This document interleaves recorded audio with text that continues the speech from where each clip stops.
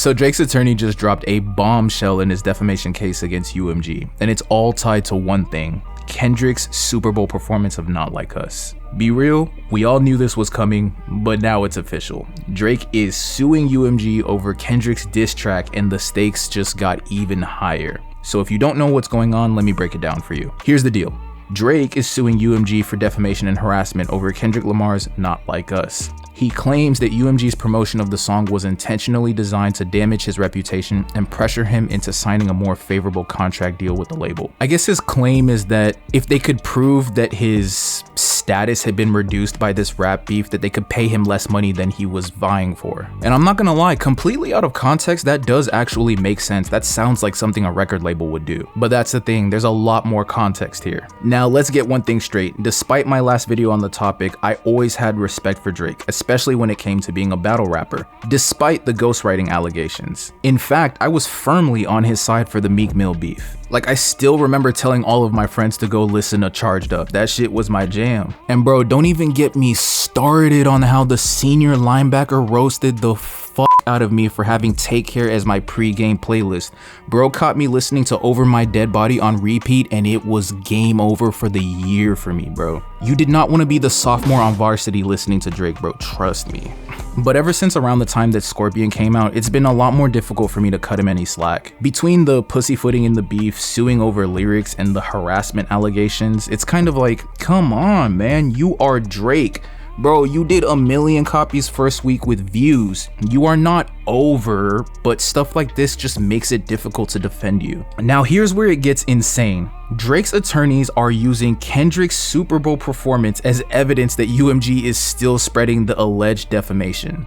In their latest filing, they said delaying discovery would unfairly prejudice plaintiff, who is continuing to suffer the consequences of UMG's defamatory campaign. Indeed, at the same time UMG has been delaying here, UMG launched new campaigns to further spread the defamatory content, including at the 2025 Super Bowl halftime show, which had over 133.5 million viewers. Translation: Drake's team is saying that UMG is dragging their feet in court while still profiting off of the song and letting Kendrick perform it on one of the biggest stages in the world. And honestly, this just does not make any damn sense to me. Like, bro, did you forget that you literally encouraged Kendrick to respond with your tailor-made freestyle?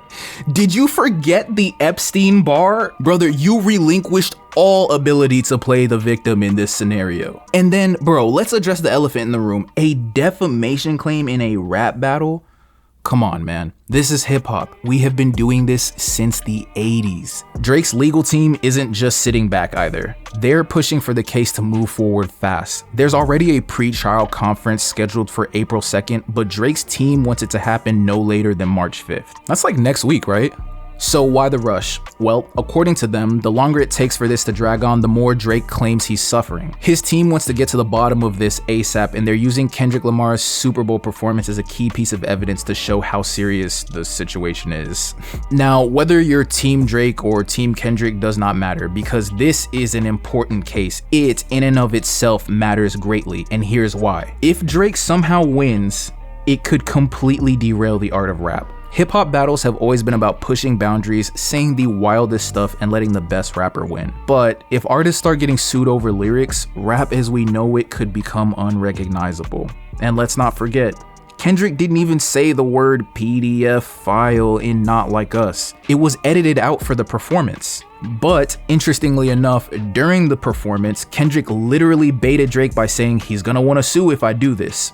And guess what? Bro took the bait. I mean, at this point, no one is bringing more attention to Not Like Us than Drake himself.